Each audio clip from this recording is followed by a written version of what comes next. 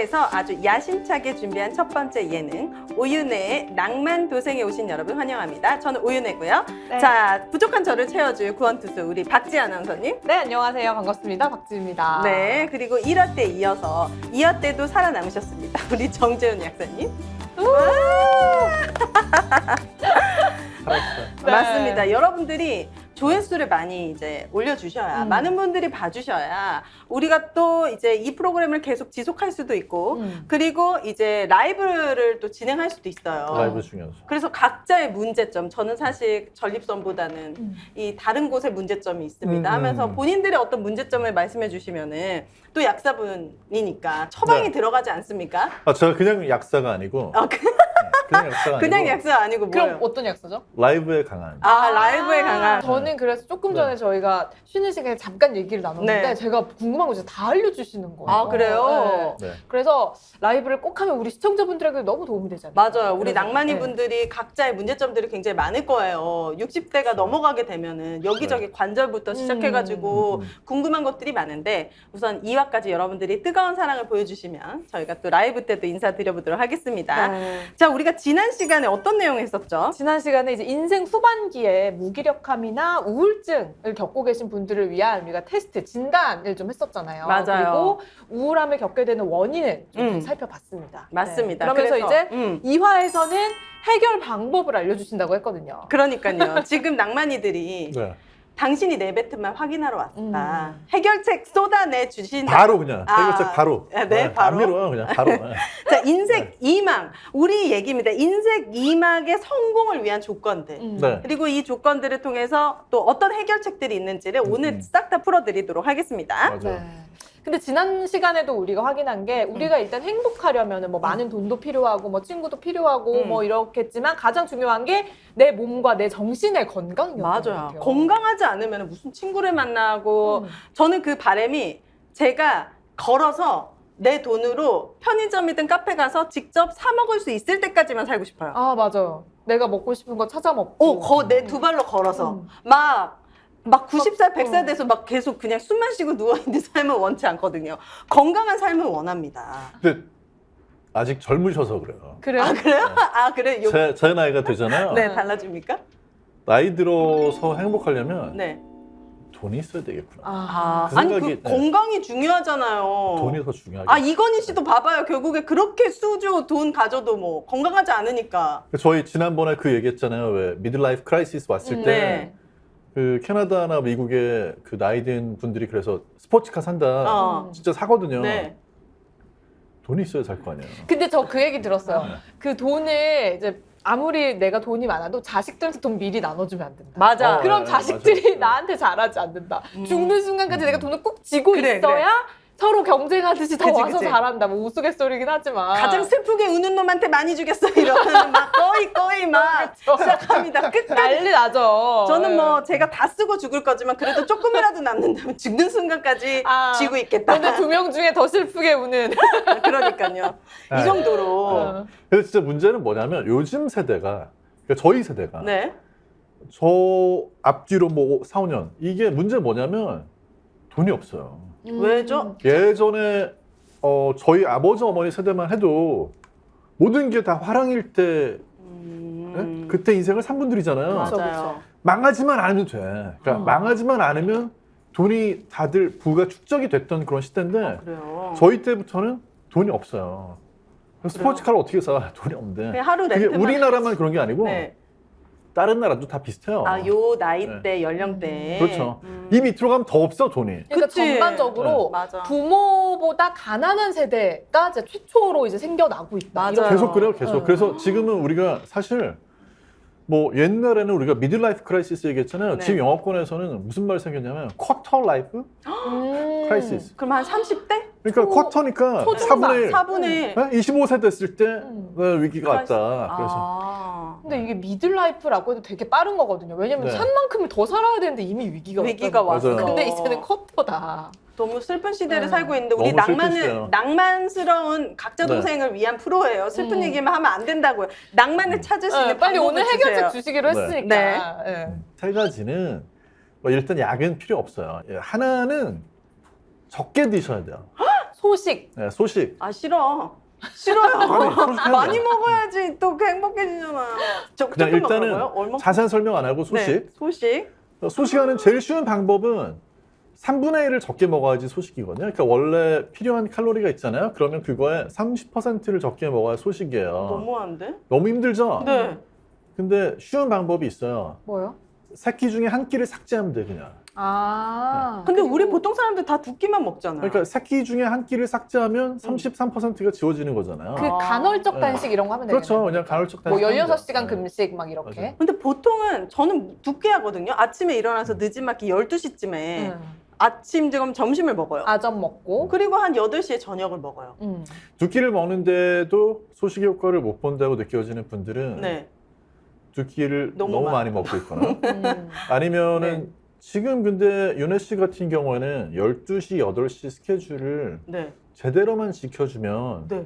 사실은 되게 괜찮은 소식을 하는 거예요. 왜냐하면 아, 이게 소식. 12시부터 8시까지만 먹으니까 그럼 8시부터 12시까지가 금식이 어. 되는 거죠. 근데 몇 죄송하지만 시간이죠? 16시간. 16시간인가? 아니 근데 솔직히 말씀드리면 제 차에는 비상식량이 많이 구비가 되어 있어서 아니 근데 8시간 동안만 먹으면 된다라고 저는 간헐적 아, 그래요? 단식에서 봤거든요. 마지막 식사 6시에 마치면 6시. 네, 다음날 아침에 6시에 일어나면 그러면 12시간 이미 단식한 상황이죠. 그러면 6시에 일어나서 아무것도 안 먹고 기다리고 있다가 10시에. 12시까지 기다리면 18시간 단식 되는 거고 10시까지만 기다려도 16시간 단식 되는 거잖아요. 네. 그렇게 중간에 좀 굶어줘야 돼요. 왜 그런지 이따 설명을 드리고. 오, 소식 네, 중요합니다. 소식. 소식. 네. 또는 간헐적 단식. 그 두 네. 번째는 결국 운동입니다. 운동. 어떤 운동이요? 운동은 헬스 사실 어떤 트레이너처럼. 운동보다 네. 뭐 구체적으로 얘기하면 일주일에 2번 이상 근력 운동. 그다음에 일주일에 한 뭐 3번 이상 뭐 이렇게 에어로빅 운동. 그러니까 뭐 에어로빅. 그게 뭐 빠르게 걷기가 됐건 뭐가 됐건. 밤 운동은 아무 소용이 없는 건가요? 아. 이거 약간 유산소 아니에요? 음, 유산소죠, 약간. 유산소가 되겠죠. 그리고 오래오래 하시면 뭐 근데 네. 사실 그 되게 중요한 게 네. 우울증 환자들이 제일 어려워하는 게 뭐냐면 이제 우울증 있을 때 기분을 조금이라도 유지하려면 그런 그 파트너하고의 관계가 되게 중요한데 아. 항우울제 부작용으로 간혹 가다가 이제 그런 그 성욕이라든지 네. 아니면 성기능이 좀 감퇴가 되는 경우가 있어요. 항우울제. 네, 모든 항우울제가 다 그런 건 아니고 하기 때문에 해결책이 없는 건 아니에요, 그것도. 근데 네. 이제 그걸 경험을 하면 이분들이 의사한테 가서 상담을 하는 게 아니고 자기 혼자 뭐 약을 중단해 버린다든지 아. 그러면 이제 되게 위험하거든요. 그래서 뭐 그런 것도 있고 사실 세 번째는 그러니까 첫 번째, 두 번째가 너무 중요하고 아. 세 번째부터는 거기에 뭐를 갖다 넣어도 돼요. 뭐 햇빛을 쬐어라, 뭐 친구를 만나라. 근데 저는 중요하게 생각을 하는 거는 세 번째는 사람을 만나는 게 중요하다고 생각을 해요. 만나라. 근데 우울하면 사람을 못 만나죠, 사실. 맞아요. 음. 이게 악순환이 되는 것 같아요. 우울하면 안 만나게 되니까 더 우울해지고. 그렇죠. 네. 근데 우울하면 안 만나게 되니까 그로 인해 가지고 더 위축이 되고 점점 더 안 만나게 되고. 그래서 사실은 우울한 사람을 우리가 만나려면 그러니까 주변 사람들이 도와줘야 되는데 아. 우울한 사람을 도와줄 때는 네. 그것도 이제 경우에 따라 통하기도 하고 안 통하기도 네. 하겠지만 그냥 전화를 하는 정도로는 안 되고 그냥 찾아가야 돼. 더 적극적으로. 그냥 전화를 하면 그거 받기도 싫은 거거든요. 우울한 사람은. 아. 그러니까 그냥 진짜 친한 친구고 진짜 걱정이 되면 물론 찾아가는 걸 싫어할 수도 있겠지만 경우에 따라서는 찾아라도 가주면 그래도 그 문 열어줄 에너지는 있는데 전화 걸고 그러면 그거 다 귀찮은 거예요. 그렇구나. 그래서 그런 게 필요할 수도 있어요. 근데 이 세 가지가 다 사실 뭐냐면 세 가지보다 앞에 두 가지 적게 소식? 먹는 소식하고 네. 그다음에 운동하고 이 두 가지는 중요한 이유가 뭐냐면 몸을 힘들게 하죠. 아, 그치. 근데 의외로 우울하고 걱정이 많고 불안할 때일수록 물론 우울증이 진짜로 심하게 왔을 때 병원부터 가셔야 되지만 네. 가벼운 어떤 그런 우울감이 있고 힘들다, 무기력하다, 몸을 살짝 힘들게 해줘야 마음이 덜 힘들어요. 그래서 아. 우스갯소리로 우울증 온 사람들은 네. 살만해서 저런 거라고 이런 아. 얘기만 하는 사람들 있잖아요. 그러니까 몸을 좀 힘들게 만드는 것이 좀 정신에 좋을 수 있다는 거야? 마음에 도움이 된다? 근데 그거는 분명한 사실이고요. 아. 이거를 과학적으로 설명할 수 있어요. 왜 그런지. 네. 네. 설명해 그러니까 주세요. 이제 그거는 뭐냐면 사실은 우리가 운동을 해서 몸이 힘들면 그냥 몸만 힘든 게 아니고 그러면서 뇌에서 음. 신경세포를 건강하게 만들어주는 물질이 분비가 돼요. 어머나. 그 BDNF라고. 성분에 중독될 수도 있나요? 운동 중독이신 분들. 운동 중독하고는 좀 약간 다른 얘기예요. 아. 그러니까 운동 중독은 또 이제 뭐 러너스 하이 이런 건 약간 다른 얘기고 네. 여기에 관련되는 건 운동을 하면 네. 왜 운동에서 몸이 피로해지면 맞아. 젖산이 만들어진다는 얘기 많이 네. 들어요. 맞아요. 근데 그 젖산이 음. 뇌로도 가거든요. 어. 근데 뇌에서는 그 젖산이 들어오면 운동하는구나. 아, 네, 인식하는구나. 근데 이게 좋은 신호가 돼요. 어. 뇌가 좀 더 건강해져야 되겠다. 오, 신경세포들을 좀 더 오. 튼튼하게 만들어줘야 되겠다. 신호가 돼요. 진짜요? 네. 너무 뇌가 신기하다. 제가 지난번 편에서 네. 지난번 편 혹시 안 보신 분 계시면 꼭 보시기를. 보세요. 네. 네. 근데 지난번 편에서 무슨 말씀 드렸냐면 예전에는 항우울제가 그냥 뭐 세로토닌 수치를 올려주는 줄 알았다고 말씀드렸잖아요. 근데 네. 요즘에는 장기적으로 이걸 약을 썼을 때 뇌 신경세포들 사이 연결을 네. 증가시켜준다고 시냅스. 그랬잖아요. 네. 그 시냅스 연결을 증가시켜주는 그런 거랑 관련된 게 조금 전에 말씀드렸던 BDNF. BDNF. 뇌유래 신경 영양인자예요. 풀어서 얘기하면. 아. 근데 이제 뭐 뇌유래 신경 영양인지가 더 복잡한 것 같아요. 그냥 BDNF가 더 쉬운데 네. 이게 많이 만들어지면서 신경세포들 사이 연결이 복구가 되는 건데 이게 언제 만들어지느냐? 운동을 하면 만들어집니다. 어머나. 운동을 무슨 운동을 어떻게 해야 되느냐? 네. 뭐 예를 들어서 트레드밀에서 뛰는 거 그냥, 이런 운동을 한 30분 정도를 하면 힘들죠? 네. 그때 만들어져요. 아, 약간 힘들다라는 네, 느낌이 왔을 힘들 때? 때. 아. 근데 예를 들어 가지고 자전거를 막 빠르게 40초 정도를 타고 네. 20초를 쉬고 네. 또 40초를 타고 20초를 쉬어. 쉬고 이렇게 네. 하는 걸 이제 인터벌 트레이닝이라고 네, 그러잖아요. 네. 뭐 하이 인텐시티 뭐 인텐시티 인터벌 트레이닝 HIIT라고 쓰거든요. 네. 고강도 인터벌 운동. 이걸 하면 한 4분에서 6분만 해도 이게 만들어져요. 오. 오. 그러면은 사실 10분 안쪽으로 그 인터벌 하는 거는 그렇게 힘들지 않거든요. 네. 그래도 힘들게 그걸 그러니까 그래도 그렇게 힘들지 않아도 그걸 하시는 게 좋아요. 그러니까요. 아. 그러니까 힘들지 않다는 건 신기하다. 몸이 안 힘든 게 아니고 어. 그 정도 시간 내는 거는 누구나 할 수 그치, 있는 그치. 거잖아요. 네. 네. 좋아요. 그거 하시는 게 좋아요. 아, 그렇게 네. 운동을 함으로 인해서 뇌에서는 얘가 건강해지려고 노력하나? 하면서 이제 막 뇌는 어. 그렇죠. 건강해지려고 노력하나 이거는 사실 아닐 거고요. 네. 이렇게 생각하시면 될 것 같아요. 네. 지금 여기가 들판이야. 들판. 네. 들판인데 먹을 게 없어요. 굶겠죠. 네. 자, 굶으면 아주 굶어버리면 죽죠, 사람이. 근데 조금 굶으면 어떻게 되냐면 네. 지금 뭐가 안 들어오네. 뇌가 더 건강해지는 쪽으로 갈 수밖에 없는 게 굶어도 BDNF가 만들어지면서 신경세포가 더 연결이 좋아지고 사람이 기민해져요. 왜? 와. 지나가는 벌레라도 하나 잡아먹어야 되거든. 그래서 예민해지잖아. 네, 예민해지죠. 이거 단식하고 네, 예민해지죠. 막 맞아요, 간헐적 맞아요. 단식하면은 그게 이게 맞아요. 딱 뇌가 집중력을 뇌가 더. 잘 근데 사실 들어가는구나. 예민해지는 거는 맞아. 배부르면 네. 졸리잖아. 맞아, 맞아. 어떻게 보면 뇌가 더 기민하게 신기하다. 우리가 예민하다 그러면은 저기 안 좋은 안 말 좋게 같은데 느껴지는. 똑같은 앞에 한 단어 한 글자 바꿔서 기민하다 그러면 먼저 기민하다. 좋아 보이잖아요. 네. 민첩한 느낌. 네, 네. 네. 그 운동도 마찬가지인 게 그 상태에서 뛰고 있다. 네. 이게 무슨 얘기예요? 네? 배고픈 상태에서 뛰고 진짜 있다. 뛰고 있어. 이게 뭔가 잡으러 가야 되는 걸로 뇌는 그렇게 인식이 될 수 있는 거잖아요. 아, 그래요? 네. 들판에서 예를 들어가지고 배고픈데 뛰고 배고픈데 있다? 뛰고 있다. 지금 내가 뭐 사냥해야 된다는 거랑 똑같은 신호니까 몸에서는. 그래서 뇌가 더 건강해지는 방향으로 간다는 거죠. 그래서 실제 연구를 해보면 간헐적 단식을 하면 네. 아까 말씀드렸던 BDNF가 수치가 올라가는데 네. 운동을 거기 더해주면 더 올라갑니다. 거의 2배 가까이 더 올라가요. 그러면 간헐적 단식을 하고 네. 간헐적 단식 그 타임이 끝나기 전에 한 유산소를 한 30분에서 1시간 정도 하면 가장 베스트겠네요. 그렇죠. 그렇게 운동 병행해 주는 게 좋죠. 왜냐면 공복 유산소 많이 하라고 트레이너 선생님들 많이 얘기하고. 근데 저는 못할 것 같아요. 둘 중에 하나만 만약에 해야 된다. 내가 단식도 간헐적 단식 소식을 하는데 운동까지 하라고 하면 못할 것 같은데 만약에 이 둘 중에 하나만 할 수 있다라고 하면 뭘 추천해 둘 줄지? 중에 하나만 고른다고 하면 네. 소식. 소식이 더 좋아요. 소식이 왜 좋은지 그럼 이제 또 설명을 해주세요. 소식이 왜 좋으냐 하면 소식이라는 건 몸에다 신호를 주는 거예요. 어떤 신호를 네, 주는 거냐면 어떤 신호? 휴대폰으로 말하면 네. 휴대폰이 배터리가 이렇게 좀 내려가면 20%가 되면 노란색. 절전 모드로 가시겠냐고 물어보잖아요. 아, 저전 모드.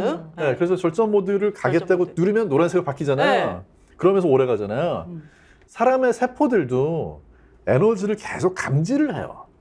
에너지가 지금 많이 들어오는지 적게 들어오는지 감지하거든요. 네. 그래서 지금 뭔가 에너지 레벨이 이게 높지 않은데? 그러면 이거 절전 모드 가야 되겠구나. 그렇게 신호를 받아들여서 이제 네. 절전 모드 갈 때 관련된 스위치를 어떤 건 켜고 이거는 지금 절전 모드에서 돌리면 안 돼서 꺼버리는데 네. 사람 세포하고 휴대폰하고 차이가 뭐냐? 휴대폰은 그냥 에너지를 적게 쓰는 걸로 가잖아요. 근데 사람 세포는 그게 아니고 그러면요. 이거 지금 에너지가 모자라니까 아유 집에 돈 많은 줄 알고 막 가구도 쓸데없이 사고 비싼 거 사고 막. 비싼 거 막 사서 놓고 있는데 네. 다 때려부셔. 다 소용없다. 사는데 필요 없어. 이거는. 명품 가방 다 네. 소용없다. 그러니까 그게 일어나는 장소가 세포 속에 예를 들면 미토콘드리아. 미토콘드리아. 미토콘드리아에서 에너지 대사할 거 아니에요. 근데 네. 에너지 대사하는데 필요한 그런 건 놔두고 쓸데없는 거 다 부셔. 다 부셔서 그걸 뭐 에너지로 쓰건 아니면 필요한 거 만들건 그런 데 써. 네. 하는 그런 신호가 되는 거예요. 이게 뭐라고 하는 거냐면 어려운 용어로 자가소화. 자가소화? 네. 자가소화? 네. 이 자가소화가 일어나려면 세포 안에서 자가소화가 일어나려면 네. 에너지가 모자라다는 신호를 줘야 되는데 그 신호를 주는 게 칼로리를 필요한 거에 30%를 적게 먹거나 아니면 인터벌을 줘가지고 간헐적 단식을 하거나. 네. 네. 자가소화가 되면 뭐가 좋은데요, 몸에? 자가소화가 되면 아까 이제 불필요한 게 없어지면서 지방이 없어지는 에너지 대사 효율이 좋아지고 에너지 대사 효율이. 에너지 대사 효율이 좋아진다는 얘기는 지방도 조금 더 태워 쓰는 쪽으로 가겠죠. 그러니까 같은 양을 먹어도 살이 더 찌는 사람이 있고 덜 찌는 사람이 있잖아요. 네. 그러니까 후자가 된다. 그렇죠. 전반적으로 봤을 때 그리고 그런 효율이 좋아진다는 거는 효율. 염증도 좀 줄어드는 방향으로. 몸의 염증도 네. 줄어든다. 그리고 이제 뭐 노화하고 관련해 가지고는 노화 세포라는 게 만들어지거든요. 네. 세네센트 셀이라고 노화 세포가 만들어지는 거를 좀 방지를 해주고 이제 그런 역할을 하는 게 그래 우리가 그냥 소식을 하면 네. 단순히 소식을 하면 살이 빠지니까 그러니까 좋은 그러니까. 거다 이렇게 생각할 수 있는데 네. 그게 아니고 소식이나 간헐적 단식을 하면 네. 몸이 조금 더 재생 복구를 하는 모드로 가는구나 이렇게 생각하시는 게 맞아요. 염증 세포 있잖아요. 네. 염증 세포가 제가 어디서 주워 들은 걸 한번 확을 질문해 보려고 사람이 살이 찌면은 염증 세포가 같이 늘어나서 맞아. 그래서 우리가 살이 찌면 뭐 피부가 터서 간지러운 게 아니라 독소, 염증 독소. 세포가 늘어나서 독소 몸이 쌓였다 막. 간지럽다. 이거는 사실인가요? 네, 그러니까 과체중 비만이 되게 되면 염증이 증가를 하게 되고 염증 와. 수치가. 그러니까 염증이 이렇게 올라가니까 그것 때문에 염증하고 우울증하고 관련성을 연구하는 과학자들도 있고 네. 그런 그 전체 조직의 염증이 늘어나니까 그것도 뭐 인슐린 저항이나 이런 거랑 관련해서 당뇨병 위험이 증가하는 높아지고. 거랑 설명하기도 하고 이제 여러 가지 질환 이런 것들이 그리고 뭐 예를 들면 관절염이 증가하는 것도 일단은 체중 때문에 무게가 이제 실려가지고. 떠받쳐지는 관절에 무리가 가는 것도 있지만 네. 염증 전반적으로 세포. 염증이 증가하는 네. 그런 그렇, 것들. 그렇다면은 전 궁금한 게 소식을 합니다. 네. 그러면 양이 중요하다는 말씀인 건데 내가 뭘 먹든 소식만 해도 됩니까? 아니면 내가 몸에 좋은 거를 많이 먹는 걸 선택하겠느냐? 아니 근데 제가 네. 사실 몸에 나쁜 걸 쬐끔 먹겠느냐? 그러니까 먹고 싶은 거 다 먹어도 되는지. 그러니까 소식을 응, 만약에 응. 내가 소식을 선택해서 종류별로. 여기 막 떡볶이 막 이런 거 내가 음. 피자 일단 둘 중에 뭐가 더 중요하냐? 네. 당연히 양이 더 중요합니다. 먹고 싶은 거 먹어도 조금 네, 먹는 네. 게 낫다. 진짜요? 양이 더 중요해요. 그러니까 우리가 어머나. 뭐 흔히 건강에 대해서 질적인 걸 더 따지잖아요. 근데 네. 양이 더 중요해요. 그건 뭐 애초에 양이 더 중요해요. 그러니까 양 조절을 하면 되는 거지 무슨 뭐 유기농을 먹어야 되고 무슨 야채 뭐, 막 과일 이런 야채 과일은 먹는 게 좋죠. 하지만 네. 전체적으로 봤을 때 양이 더 중요하고 양이 그런데 질도 네. 그러니까 뭐 질보다는 양이 중요하고 적게 먹을 때는 균형을 맞춰서 먹어야죠. 그러니까 여기서 균형은 네. 복잡하게 무슨 뭐 예를 들면 뭐 피자 먹으면 안 돼요, 햄버거 먹으면 안 돼, 이런 게 아니고 적게 먹을 때일수록 탄수화물, 단백질, 지방 그거를 잘 비율을 좀 섞어서 맞춰주시고 네. 그 다음에 뭐 채소 과일 좀 섭취해야 된다고 하잖아요. 그거 좀 맞춰주시고. 그러니까 쉽게 얘기해서 소식이나 간헐적 단식 하는데 변비가 생겼다? 이거 제대로 안 먹고 있는 거예요. 너무 적게 먹고 있거나. 그렇죠. 너무 적게 먹고 있거나 식사량을 밀가루 같은 줄이면서 뭐 예를 들어서 그렇죠. 식사량을 줄이면서 뭐 섬유질이라든지 뭐 그런 많이 들어있는 채소 과일 충분히 안 먹고 밥도 잘 안 먹고 예를 들면 우리가 장 건강에서 맨날 채소 과일 얘기만 하는데 맞아요. 사실 장 건강에 채소 과일만 중요한 게 아니고 그러면요. 곡물도 중요해요. 곡물. 네. 그러니까 프로바이오틱스 연구하는 그런 박사님들하고 얘기를 해보면은 네. 그 왜 그런 거 하냐면 우리가 이제 그런 곡물 먹으면 밥 먹으면 밥이 다 소화가 되는 게 아니고 그런 곡물에 곡물이 마치 그런 어떤 매트릭스 같은 역할을 해가지고 네. 거기에 프로바이오틱스들이 가서 많이 산다. 그래서 생각해 보시면 아무리 그래요? 채소 과일 많이 먹어도 밥 안 먹으면 변비 생기는 사람들이 맞아, 있어요. 맞아. 그랬던 것 같아요. 그렇구나. 그러니까 밥 안 먹으면 안 돼요. 막 누가 방송 나가지고 밥 안 먹는 다이어트가 좋은 것처럼 얘기하면 보지 마세요. 이런 동영상 보시고 고품질 동영상을 보셔야지.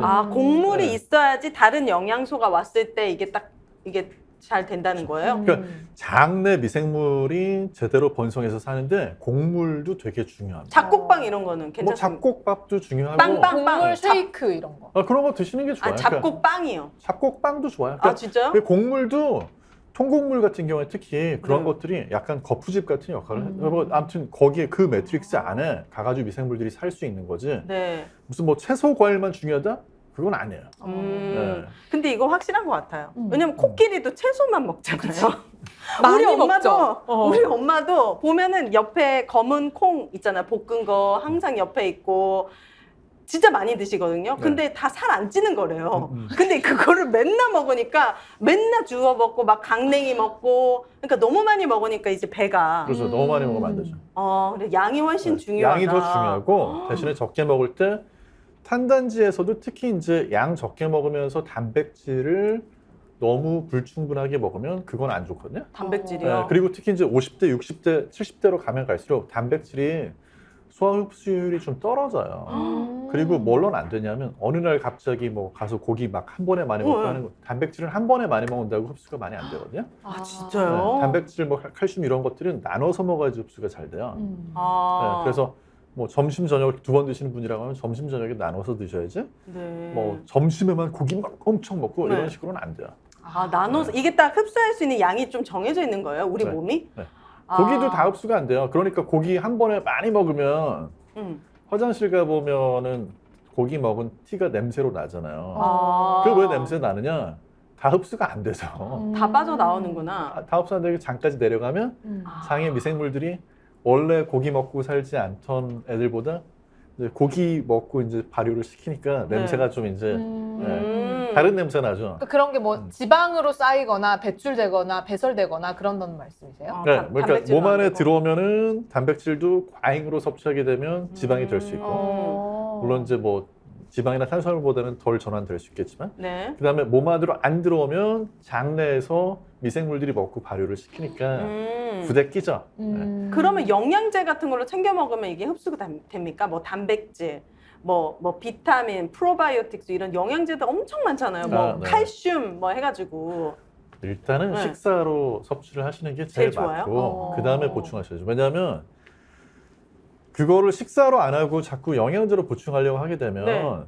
식사 습관을 평생 안 좋게 가지고 갈 수밖에 없어요. 식사 습관이요? 그게 하나가 있고 또 하나는 네. 먹는 게 얼마나 큰 즐거움인데 그 즐거움을 자꾸 그런 약으로 대신하려고 이 쬐끔 먹는데 즐거움이 있다고요? 조금 먹으면 먹을 때 더 즐겁죠. 너무 귀해요. 막 한 번 먹을 때마다. 그 시간이 너무 소중하지. 그러니까 제대로 소식을 하고 있는 사람들은요. 네. 먹을 때 그러니까 이제 이거 생각해 보셔야 돼요. 네. 내가 소식을 제대로 하고 있나? 하는 분들은 저도 그렇지만 적게 먹는 분들은요. 먹을 때 그 음식이 너무 소중하고 그러니까 이거 뇌 학대하는 거 아니에요? 뇌 또 속이는 거 아니에요? 그러면 방송에서 소식좌들 나와가지고 네. 막 콩 한 쪽도 먹고 배부른 척하는 거 이거 방송 과장된 이미지고 네.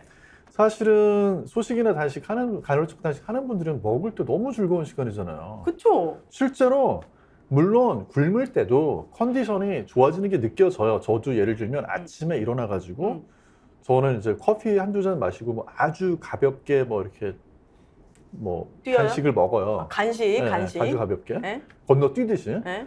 그런데 그렇게 먹고 일을 하면 오히려 더 머리가 잘 돌아가는 느낌이 아, 들거든요. 그래요?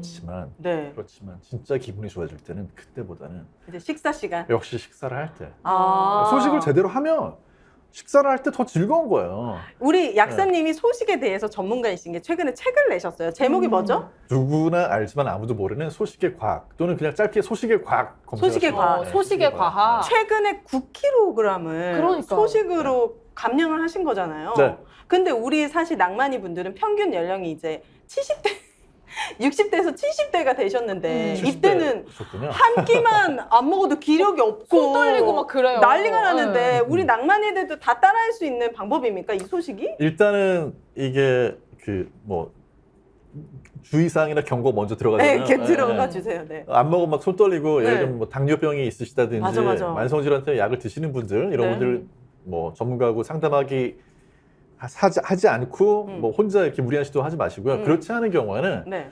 뭐 하면 진짜 너무 좋아요. 너무 좋고 저는 개인적으로 네. 이거를 일찍 시작할수록 좋아요. 물론. 이 평생 이렇게 살아야 되는 거예요?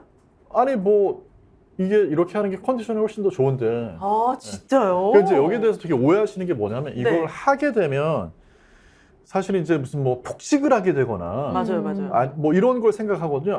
두 끼를 새끼 먹던 사람이 두 끼를 먹으면 폭식을 하겠지라고 생각하시는데 그거는 제대로 하지 않는 분들이 그런 거고요. 사실 저는 새끼를 먹다가 두 끼로 줄였거든요. 네. 근데 너무 식욕 조절이 더 잘 돼요. 그거는 네. 개인차가 있겠죠. 개인차가 있을 수 있죠. 근데 그래서 소식을 할 때 적게 네. 먹을 때일수록 사실 조금 뭐가 중요하냐면 포만감을 길게 가져갈 수 있는 식사를 하고 아, 그게 뭐예요? 평상시에 포만감이. 이렇게 좀 혈당 안정화시키는 게 중요한데 제 경우에는요 아침을 건너뛰면 너무 힘들어요. 그래서 아침을 정말 콩알만큼 먹는데 제 경우에는 뭘 먹냐면 이제 뭐 그릭 요거트 한 숟갈에다가 올리브유 한 숟갈 먹거든요. 어머나. 한 숟갈이요? 한 진짜 숟갈에 이거 너무한 거 제가- 아니에요? 우리 낭만이들 지금 난리 났어. 너같이 살면은 수명이 짧아진다. 지금. 그렇게 적게 먹어야 진짜 네. 거의 그 새 모이만큼 그러니까 먹는 거 이거는 진짜 실천하시네요? 20대 여성들 다이어트 할 때 먹는 식단이잖아요. 저번에 재보니까 제가 먹는 게 큰 숟갈로 그릭 요거트 한 숟갈이랑 한 네. 30g 정도 됩니다. 그래서. 그거 먹고 그리고 점심에 테이블 스푼으로 2테이블스푼 정도 그리고 되고 이제 뭐 올리브유 아메리카노 한 이런 거 드시는 거 드시고. 그렇죠. 커피 2잔. 근데 그걸 그렇게 안 하고 두부 반모. 거기다 들기름 뿌려서 드셔도 돼요. 그렇게 먹고. 근데 아침을 아예 안 먹는 것보다 그렇게 먹는 게 혈당이 조금 더 안정적으로 가긴 하는 것 같아요. 안정적으로 음. 간다. 근데 실제로 아침에 그렇게 하라고 막 아까 그런 뭐 검은 콩 같은 거 이렇게 네, 드시는 분들 볶아가지고. 있잖아요. 네. 그것도 나쁘진 않은 것 같아요. 근데 이제 미숫가루라고 보통 하는 거에는 콩가루만 들어가는 게 아니고 네. 그거 말고 여러 곡물이 들어가기 때문에 네. 사실 탄수화물이 좀 많이 들어있어서 혈당 좀 올라갈 거예요. 음. 그렇게 하면 이게 이 포만감 유지도 잘 안 되고 아. 이 혈당도 약간 요동치거든요. 그러니까 아침에 일어나가지고 배를 더 고프게 만드는 방법은 뭐겠어요? 배를 더 혈당을 고프게 올리는 거? 그 변비약 먹고 배추. 아니요. 오렌지 주스 같은 거. 주스 같은 거 마시면 네. 배가 더 고파요. 아, 당이 들어가요? 네, 당이 너무 빠르게 흡수가 되니까. 아. 그러면 혈당 스파이크 딱 찍으면서 인슐린이 너무 많이 분비되니까 오히려 처음에는 배가 안 고픈 듯 했다가 배가 더 고파요. 아. 그러니까 아침을 그렇게 드시면 안 돼요. 오렌지 아침을- 주스 안 네. 된다. 그러니까 이제 아침을 식사를 했는데 하고 나니까 배가 더 고프네? 이건 아침에 영양 구성이 좀 잘못된 거예요. 잘못됐구나. 네, 그래서 아침에는 살짝 저탄고지 느낌으로 드시는 게 좋아요. 드시려면. 네. 그래서 저는 아예 패스하는 게 낫다고 생각한 게 16시간 금식을 지키려면은 아예 아무것도 안 먹는 게 그나마 버틸만 하더라고요. 아니 우리 지희 씨는 엄청 말랐는데. 그래서 저도 이제 아기 갖고 네. 살이 좀 쪄가지고 원래 몸무게를 회복하기 위해서 어머나. 이제 주중에는 그 간헐적 단식을 하고 진짜요? 주말에는 이제 좀 그냥 좀 자유롭게 먹긴 난 하는데. 어제도 새벽에 맥주를 근데 이제 네. 술을 마시면 네. 이런 게 조금 더 힘들어지긴 해요. 아, 왜요? 식욕 조절이 더 잘 안 돼요. 그러니까 제가 아. 내가 인생에 낭만이 없네. 우리 낭만이들은. 아니 진짜. 근데 네. 술만 마시고 안주를 안 먹으면 네. 그런 건 괜찮아요? 괜찮다고 그러는데요? 양이 더 중요한 것 같아요. 양. 네, 술을 그러니까, 얼마나 네, 먹느냐. 술을 예를 들어서 그냥 한두 잔 정도까지는 식욕 조절에 아무 문제가 없거든요. 네. 제 경우에. 네. 근데 이제 한 3잔, 4잔을 넘어가면 네. 이제 그때부터는 조절이 안 돼요, 저도. 맞아. 네, 그래서 안주 참다가 막 갑자기 먹게 막 되고. 라면 먹고. 그러니까 네. 그러니까 그 소식의 과학이란 책을 쓰신 분께서 네. 이 소식이 그러면 얼마나 생활의 질, 삶의 질이 높아졌길래 이걸 밀고 가시는 거예요? 근데 저는 개인적으로 사실 중년의 위기라고 느껴지는 그런 순간들이 왔거든요. 이제 작년 말 올해 초에 진짜 중년의 위기 같은 느낌이 오더라고요. 한번. 네. 왜냐면 체력이 너무 약해지고. 체력이 약해지고 소식하면 좋아지나? 그리고 뭐 이렇게 팔 만져보면 근육 막 없고. 빠져있고. 물렁물렁하고. 그럼 소식이 하면 또 근육이 생기나?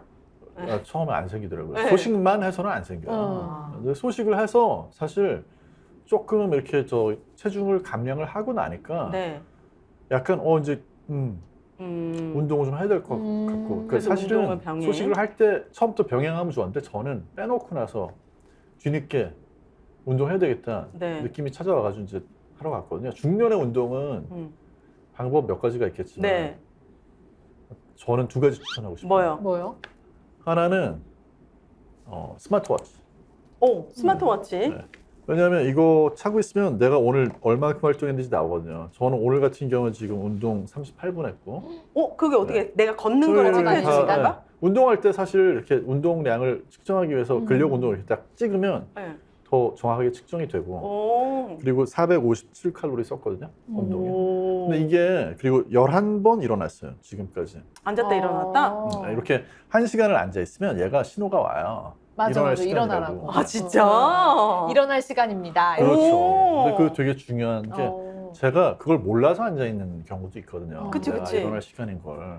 이거 좋네. 그거 되게 스마트워치. 좋아요. 그리고 이게 열심히 하면 네. 한 달에 몇 번 내가 목표를 채웠는지가 나오니까 이게 사람이 되게 단순하게 얘가 칭찬해 주는 건데 오늘 활동량 목표량을 뭐 3배 달성했습니다. 막 이렇게 하면 내가 뿌듯하지? 맞아. 네. 한 달 전보다 더 많이 걸었습니다. 막 이런 거. 어머. 내 맞아. 아내도 칭찬 안 해주는데 스마트워치가. 맞아요.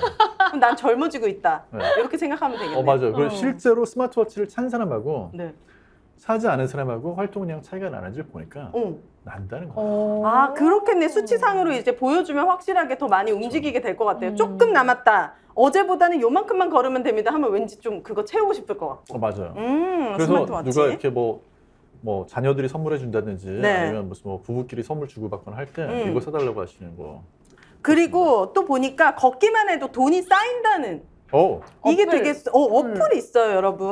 그런 게 뭐가 있습니까? 있죠? 이게 뭐 캐시워크, 캐시 슬라이드, 그리고 토스 만보기 이런 것들 네. 핸드폰으로 이제 걷기 어플이라고 검색을 해보시면은 굉장히 다양한 어플들이 있으니까 이거 받아가지고 또 사용을 해보셔도 좋을 것 같아요. 그러면 여기에 이제 포인트가 정립이 돼가지고 현금처럼 그 맞아요. 포인트를 쓸 수 있는 뭐 거야. 편의점에서도 뭐 사 먹을 수도 있고. 그래서 일석이조네. 또 하나 취미. 저희 엄마가 진짜 취미 부자거든요. 보니까 지금까지 일주일에 한 7가지를 배우시는 것 같아요. 네. 장구, 합창단, 뭐 캘리그라피부터 해가지고 아주 엄청 매일매일 이렇게 뭔가를 배우시는데 취미 부자라고 제가 이렇게 별명을 지어드렸는데 확실히 그렇게 막 많이 움직이니까 조금만 아파서 감기로 하루 이틀 알아 누워도 본인이 제일 힘들어요. 이렇게 막 활동하셨던 분들은. 그러니까요. 이게 아까 전에 이제 소식, 운동 그리고 사람을 많이 만나라고 하셨는데 네. 취미를 가지면 사람을 또 자연스럽게 많이 만나게 맞아, 되잖아요. 맞아요. 사람 만나는 게 사실 좀 중요한 게 음. 이게 사람을 만나면 신경도 되게 많이 쓰이잖아요. 그치, 외모 네. 같은 거. 나 자신을 또 네. 관리하게 그렇죠. 되고. 그리고 어쩔 때 막 짜증이 날 때도 있잖아요. 사람을 만나서. 네. 하지만 그게 머리에는 좋아요. 오히려 뇌에는 그렇죠. 네. 사람을 안 만나면 머리 쓸 일이 별로 없어요. 우리가 내가 머리를 쓰고 싶지 않아도 머리를 제일 많이 썼던 때가 언제인지 생각해 보시면 그게 뭐 수능? 뭐 이런 거 아니에요. 사실 연애할 때. 그치. 쉬지 않지. 나의 뇌는. 맞아. 맨날 생각하잖아. 아. 네. 그러니까 누군가를 만나서 그 사람하고 어떤 감정을 공유하고 이런다는 게 네. 사실 되게 짜증나는 일이지만 머리에는 되게 좋은 거예요. 맞아. 그런 공간이 서울에 있다고 하는데. 그렇습니다. 이게 동대문구에 있다고 하는데요. 네. 시니어들만을 위한 복합 문화 공간이라고 합니다. 우와. 더 오페라라는 곳인데 여기서는 뭐 댄스 스포츠, 모델 워킹을 배우기도 하고 난타, 뮤지컬 이런 것들 다 배워볼 수가 있고 또 그렇게 배우는 사람들끼리 모여서 파티 같은 이색적인 행사들도 막 진행을 한다고 하니까 가까이 있다면은 네. 이런 데 가보시는 것도 좋을 것 같아요. 자, 그리고 이제 이것도 궁금할 것 같아요. 약사님이시니까 우리 그래도 약에 궁금한데 영양제 집에 진짜 이만큼 있거든요. 맞아요. 이 갱년기 우리 낭만이들에게 필요한 영양제들 좀 추천해 주신다면은 좀 종류. 쉽게 약국에서 살 수 있는 영양제요? 거. 네, 뭐는 꼭 먹어라. 뭐를 꼭 먹어라. 아, 근데 이제 그런 거를 저보다 더 연구를 하는 박사님이 있거든요. 네. 브루스 에임즈라고 하는 박사님이죠. 이분이 에임즈 테스트라고 굉장히 유명한 테스트를 에임즈 테스트. 네, 에임즈 테스트라고 미생물을 이용해가지고 바람성이 있는지 연구하는 바람이요? 어떤 물질이 발암 물질인지 아닌지를 하는데 미생물 이용하는 그런 방법. 네. 굉장히 유명한 분이에요. 교과서에 실릴 수 있는 음. 실리는 그런 분인데 이분이 노화를 막고 장수를 하는데 도움이 되는 41가지 영양제에 대한 논문을 썼어요. 41가지. 너무 많은데 대박. 지금. 너무 많죠? 뭐 그거 다 구멍에 먹어야 되는 건 아니죠? 지금 근데 그분한테 물어봤어요. 그 기자들이 가가지고 네. 뭐 드십니까? 이분 지금 93세인가 94세. 어머 장수. 살아 계셔요. 아. 그리고 딱 봤을 때 네. 그분도 말랐어요. 그분 마르고 아. 젊어 보여. 그게 94세인데도. 그래요? 근데 이분 뭐라고 답을 했냐면 저는 그냥 멀티비타민하고 멀티비타민, 칼슘하고 칼슘, 마그네슘만 먹는다. 아. 마그네슘. 그래가지고 아니 41가지를 논문에 썼는데 네. 왜 저기 종합 비타민하고 음. 칼슘하고 마그네슘밖에 안 먹냐고 네. 그렇게 물어봤죠. 음. 그랬더니 나머지는 다 음식으로 먹을 수 있는 거라고. 어. 사실은 종합 영양제하고 칼슘하고 뭐 마그네슘도 음식으로 먹을 수 있는 건데 이제 칼슘도 그거는 우유 이런 거. 그렇죠. 응. 근데 이제 그건 혹시라도 해서 자기가 먹는데 아. 나머지는 음식으로 다 먹으면 된다. 아 그래요. 그러면서 뭐라고 얘기를 했냐면 네. 아니 음식으로 먹는 즐거움이라는 게 얼마나 큰 건데 알약으로 먹으려고 하냐. 아. 그리고 자기는 와이프가 이탈리아 사람이다. 그래서 지중해 식단으로 준다. 어. 지중해 식단 장난 아니잖아. 와이프 자랑 아니에요? 그렇네. 약간 그런 느낌이 있어요. 지금 낭만이들 지금 음. 속상하거든요 지금. 아 그럴 수 있어요. 네. 어, 제가 만약에- 한 얘기 아니니까 저한테 지금- 뭐라고 하지 마세요. 네. 근데 그래도 챙겨 먹어야 된다면 일단 기본은 내가 식생활이 조금 뭐 불규칙하고 안 좋다 하면 그냥 종합 영양제 정도, 종합 비타민. 정도? 네. 우리나라에서는 조금 부족하기 쉬운 게 칼슘이 조금 모자랄 칼슘? 수 있어요. 네. 음. 물론 칼슘이 진녹색 채소 같은 거 먹으면 거기도 칼슘 많이 들어있거든요. 네. 근데 문제는 뭐냐면 이게 거기에는 칼슘이 흡수되는 걸 방해하는 물질도 좀 같이 들어있어요. 아 그래요. 뭐 피트산이니 뭐니 뭐 이렇게 약간 이런 게 들어있어서 묶여 있어가지고 이게 네. 잘 안 들어와요. 음. 그래서 칼슘 섭취를 좀 음식으로 늘리고 싶다 하는 분들은 네. 맨날 뭐 우유 가지고 좋네 나쁘네 해도 네. 그래도 우유를 하루에 한두 컵 드시는 게 좋고 좋다. 우유 먹고 배 아픈 분들은 대체로 유당 때문이니까 유당을 아예 싹 정리를 해서 필터를 한 저지방? 우유 있거든요. 저지방? 이제 우리나라에는 소화가 잘 되는 락토프리. 우유라고 이렇게 아. 락토프리 우유 있어요. 근데 그래요? 그런 거 뭐지? 귀리 우유 이런 오트밀크 그런 거는 칼슘이 있... 그런 거는 칼슘이 안 들어있는 식물성 경우가 많은데요. 우유라서, 네. 그래서 그걸 우유 대체로 마시니까 집어 넣습니다. 거기다. 아, 칼슘을요? 네, 그래서 이제 뒤에 보시면 칼슘이 들어있는지 안 들어있는지 표기가 돼 있으니까 아. 그냥 그렇게 집어넣어서라도 먹는 게? 네, 요즘은 뭐 네, 전과유 이런 피스타치오 우유 막 이런 거. 음. 그러니까 우유에 예를 들면 우유? 비타민 D가요 우유에 안 들어있어요 원래는. 어 그래요? 그러면요? 왜냐면 소가 우유에 비타민 D 별로 안 들어있거든요. 네. 근데 이제 사람이 마시는 거잖아요 우유가. 그러니까 해외에서 판매가 되는 우유에는 비타민 D를 억지로 넣어놓은 우유들이 강화 우유가 많이 나와요. 그래서 외국 애들 보면 다리가 다 길어. 길잖아요. 쭉쭉 길어요. 우유 먹어서 그래요 사실. 아, 비타민 D가 또 들어가 네. 있고 하니까. 그러니까 걔네들이 그렇게 고든 게 뭐 유전적인 얘기도 하지만 네.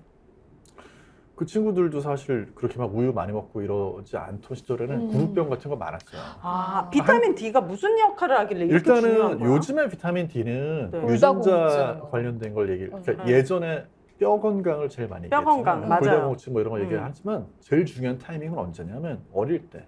아, 애기. 그래요? 성장기에. 네, 성장기. 그래서 한때 영국에서 우유에다가 비타민 D 넣는 거 그냥 천연은 자연 그대로 우유를 마시게 해 애들한테 그래서 뺐어요. 뺐더니 구루병인 애들이 너무 많이 생기는 거예요. 60년대 뺐다가. 그래서 다시 넣었어요. 아, 그래요? 그래서 영국 사람들보다 미국 사람들이 키가 조금 더 크잖아요. 우리 낭만이 분들 손주들 우유 줄 때 비타민 D를 꼭 챙겨라. 우리나라 우유에는 강화가 안 돼 있어요. 그러면 우리나라는 따로 먹어야겠네. 뭐 프로틴 강화 이런 거는 제가 본 것 같은데. 근데 맞아요. 프로틴 네. 강화는 있는데 비타민 D하고 칼슘이 강화된 우유가 있긴 있는데 네. 많진 않아요. 그래서 좀 아쉬운 점이긴 한데 그러니까는 반대로 얘기하면 해외에서는 그냥 우유만 마셔도 비타민 D가 어느 정도 거기 들어있죠. 근데 우리는 그건 좀 보충, 칼슘, 네. 마그네슘은 칼슘이랑 같이 이제 섭취를 해주면 조금 칼슘이 또 이제 건강에 해롭다는 연구도 있거든요. 진짜요? 네, 아이고. 칼슘이 지나치게 들어오면 네.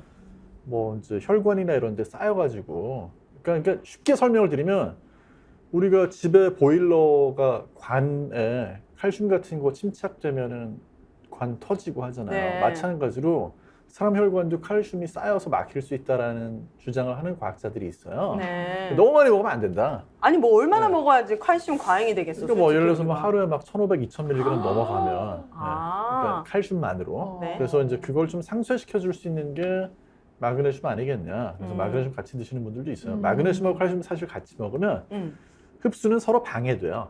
두 개가 서로 내가 들어오겠다고 밀어내가지고. 그래요? 네. 근데 흡수가 많이 되기만 하는 게 중요한 건 아니니까. 어, 네. 정량이 딱 네, 될 수 있도록 도와주네요. 서로. 네, 뭐 어렵네. 쉽게 얘기하면 칼슘을 또 먹었을 때 흡수 안 되면 변비 생길 수 있고 마그네슘은 반대로 설사 일으킬 수 있는데 두 개 같이 먹으면 네. 서로 좀 퉁치자. 밸런스? 우리 이 정도에서 퉁치자. 그래서 황금색변을 아, 볼 수 만날 수 있는. 있게. 그래서 만약에 뭐 이제 내가 먹어야 되는 거를 따져보자라고 한다면 종합 영양제, 식생활 안 좋은 분들, 그다음에 칼슘, 마그네슘, 비타민 D 정도 D. 종합 영양제 안에 이제 비타민 D가 들어 있으면 그럼 따로 안 챙겨 먹어도 되는 들어있어도 그게 많이 들어있지 않은 경우에 네. 뭐 많아요. 하루에 그래도 1, 2천 국제 단위 정도 필요하다고 보는 분들이 1, 2천. 있어서 비타민 D가 이 D가 중요한가 보네. 비타민 그러네요. D를 예전에는 아까 말씀드렸던 그런 뭐 어떤 골다공증, 뭐 뼈 건강 이런 것만 생각을 했었는데 네.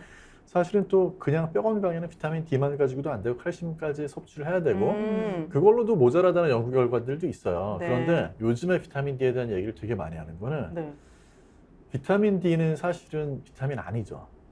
아 그래요? 아니라고. 네, 그러면요. 비타민 아니에요. 그냥 비타민이 인기 있던 시대에 이것도 비타민에 넣자. 왜냐면 진짜요? 네, 비타민이라고 해야 사람들이 좋아하니까 그러면 뭐예요? 호르몬이에요. 아, 호르몬이고. 호르몬이에요? 그러니까 약간은 이거는 우리 몸에서 스테로이드 호르몬의 친척거리라고 보시면 돼요. 스테로이드? 네. 그 약 호르몬이에요. 아니에요? 스테로이드? 그러니까 왜 비타민 D가 비타민이 아니냐면 네. 햇빛 쬐면 만들어지잖아요. 네. 근데 왜 비타민이에요? 비타민은 먹어야지만. 네? 그러네. 그러니까 햇빛 쬐면 만들어지니까 이거는 비타민이 아니고 호르몬에 가깝다는 얘기는 뭐냐면 왜 스테로이드 호르몬이냐면 스테로이드 호르몬이 뭐에서 만들어지는 거냐면 콜레스테롤에서 만들어지는 거예요. 어머나. 콜레스테롤 안 좋은 거 아니에요? 안 좋은 거 아니에요. 아니에요? 지나칠 때 문제가 생기는 거죠. 아. 그러니까 뭐 필요한 남성 호르몬, 거구나. 여성 호르몬 다 스테로이드에서 만들, 저 콜레스테롤에서 만드는 콜레스테롤 거예요. 막 성인병 이런 거 생각. 그니까. 네, 그러니까 콜레스테롤이 문제가 아니고 콜레스테롤이 지나치게 많이 많았을 만들어지는 게 때. 문제죠. 그러니까 나이가 들면 우리가 나이가 들면 막 모든 게 위축된다고 생각하기 쉬운데 네. 어떤 건 조절이 안 돼가지고 또 지나치게 만들어내는 경우가 있거든요. 콜레스테롤 같은 경우가 대표적인데 그래요. 나이가 들면 많이 만들어내죠. 이제 많이 음. 만들어내는 이유가 성호르몬이 부족해서 그렇다는 뭐 그런 가설도 아, 있지만. 그래요? 근데 아무튼간에 콜레스테롤에서 만들어지는 거예요, 비타민 D가. 그러면 콜레스테롤에서 만들어지는 다른 성호르몬들 특징이 뭐냐면 남성 호르몬, 여성 호르몬 같은 이런 스테로이드 호르몬은 네. 유전자의 스위치를 조절하는 거거든요. 그러니까 쉽게 얘기해서 남성 호르몬이 있으면은 2차 성징. 네. 남성은 남성처럼 되고 여성은 그러네. 여성처럼 되는 유전자 스위치를 켜고 끄는 게 너무 중요한데? 그게 다 스테로이드 호르몬이거든요. 비타민 D도 네. 스테로이드 호르몬하고 비슷한 역할을 해서 어떤 그런 유전자 조절 관련되지 않을까. 아. 그래서 그거를 이제 어떤 과학자들은 뭐 한 50가지 유전자에 어떤 그런 조절하고 관련이 돼 있다 주장하는 사람들이 있고 네. 많게 보는 사람들이 뭐 200가지 유전자가 아이고야. 이렇게 얘기를 하는 건데 그래서 비타민 D에 대한 거를 뭐 비타민 D하고 암 유발하고 관계라든지 무슨 뭐 비타민 D하고 무슨 뭐 일형 당뇨병의 관계라든지 이런 연구를 되게 많이 하는 많이 게 하는구나. 예전에는 그냥 비타민 D를 뼈 건강만 생각했는데 그게 제일 중요하고 나머지 그런 어떤 유전자하고의 관계도 연구는 계속 하고 있어요. 생각보다 어떤 거는 연구 결과가 이거 뭐 시원찮은데 하는 경우도 있지만 네. 또 어떤 거는 보면 이거 괜찮은데? 그래서 비타민 D는 사실은 하루에 뭐 1, 2천 국제단에 먹는다고 해서 특별히 네. 부작용도 없어요. 필수적으로 중요한 것들이 있고 나머지는 본인의 식생활에 달려 있습니다. 역시 먹는 거. 왜냐면 우리 몸은 80%가 먹는 걸로 만들어진다라고. 그런 것도 있고 또 하나는 나한테 필요한 게 대부분 어떤 생각하시냐면 나는 50대니까 이걸 먹어야 될까? 60대니까 이거 먹어야 될까? 뭐 80대 이거 먹어야 될까? 생각하시지만 네. 중요한 거는 그 나이 때 내가 식사를 어떻게 하고 있느냐. 식사가 제일 중요해. 식사를 예를 들면 육류를 너무 안 드시는 분이다. 육류. 네. 그러면 나이 든 분들 중에는 비타민 B12가 모자라는 경우가 생겨요. 많아. 그러면 식습관을 바꿀 수 없다면 비타민 B12를 조금 고함량으로 드셔야 될 수도 있고 아. 먹어서는 안 돼서 병원 가서 주사로 맞아야 되는 분들도 있어요. 오. 왜냐하면 비타민 B12라는 것 자체가 소화 흡수되는 게 되게 복잡해요. 네, 오늘 정말 낭만이들을 위해서 성공을 위한 그리고 우리가 정말 낭만 있게 살 수 있는 진짜 좋은 팁들을 많이 주셨어요. 아, 벌써 끝났어요? 네. 그래서 1화 때와 함께 네. 2화 때도 꾸준히 함께하고 있는 또 이제 광고 타임입니다. 네. 행복 골프 훈련소인데요. 아까도 이제 말씀하셨잖아요. 약사님께서 스마트워치도 사려면 돈이 있어야 되고. 네. 외제차 한번 타면서 일탈할 때도 돈이 필요한데. 우리 낭만이들의 자녀들에게 사랑받으려고 해도 아, 맞아. 이게 꽉 쥐고 있어야 되긴 하지만 이 돈이 필요한데 이 재테크에 조금 관심 있다 하시는 분들은 여기 혁신적인 골프 연습법을 개발한 사람이 있다고 합니다. 이분이 골프 훈련소의 김헌 대표님인데 이분한테 배운 플레이어는 다른 어떤 레슨보다 효과를 많이 봤다고 합니다. 그래서 만든 것이 행복 골프 훈련소 사업입니다. 골프 연습장을 통해서 제대로 된 사업을 한번 해보시겠다 하신다면 김헌 대표님을 소개합니다. 전국 52개의 연습장이 성업 중이고 가맹 상담 전화번호 소개해 주시죠. 네, 02563-0072번, 02563-0072번으로 전화 주시면 자세한 상담 받아보실 수 있습니다. 네, 자 오늘 낭만도생 두 번째 시간까지 함께 해봤는데 두 분 소감 말씀해 주시면서 마무리. 지금 사실 빠뜨린 게 좀 많아가지고 아 그래요? 네. 이렇게 길게 했는데? 그래서 3회가 필요하다. 아, 생각보다 많이 빠졌네. 아 그래요? 중요한 것들이 좀 몇 개 또 나와야 아 되는데 그렇군요. 어쩔 네. 수 없이 3화로 그렇습니다. 네. 오늘 이제 우리 약사님께서 소개해 주신 게 첫 번째가 소식, 맞아. 간헐적 단식, 그리고 네. 두 번째가 운동, 근력 운동과 유산소 네. 번갈아 가면서 하는 거, 그리고 사람을 많이 만나라, 또 만남. 취미 부자가 되라, 그리고 비타민과 칼슘, 마그네슘, 그리고 비타민 D까지. 네, 요거 일단 기억을 해주시고 이거 외에도 꿀팁이 더 많다는 더 거잖아요. 많아요. 네. 여러분들이 이제 보시고 진짜 궁금한 점들 정재윤 약사님께 궁금한 점이 넘쳐 흘러야 우리 또 약사님 뵈가지고 같이 또 궁금증을 해결해 볼 수 있으니까 댓글로 많은 응원과 궁금한 점 많이 남겨주시면 좋을 것 같습니다.